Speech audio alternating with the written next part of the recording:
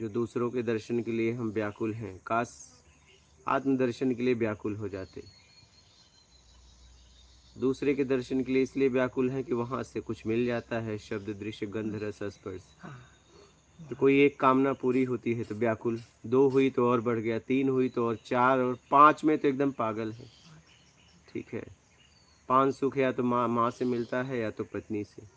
माँ जब स्तन पान कराती है तो दूध, उसके शरीर का सुगंध, उसका स्पर्श, उसकी आवाज़, इसके बाद उसको देखना, उसका स्वाद, 5 मिलता है। फिर 5 नर मादा के मिलन में मिलता है। फिर 4 भोजन में मिलता है। स्वाद, सुगंध, स्पर्श, दृश्य, शब्द नहीं मिलता उससे, और बाकी से 1 2 3। तो सबसे ज़्यादा हम भोग और भोजन के लिए व्याकुल हैं। यहीं से अपने आप को हटाना पड़ेगा।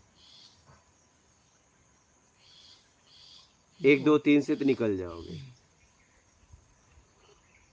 1 2 3 से निकल जाओगे, लेकिन भोग और भोजन से अपने आप को निकालना पड़ेगा, क्योंकि इसी में जीवन लगा दिए हो, इसी जीवन लगा दिए हो। न तो भोजन की इच्छा पूरी हुई, न तो भोग की इच्छा पूरी हुई अभी तक। ये समझ के छोड़ सकते हो, इसको कभी पूरा नहीं कर सकते, क्योंकि ये क्षणिक है ना, आया और गया, आया बस थोड़ी देर के लिए, बस कुछ क्षण के लिए, जब तक आप उसमें लिप्त हो।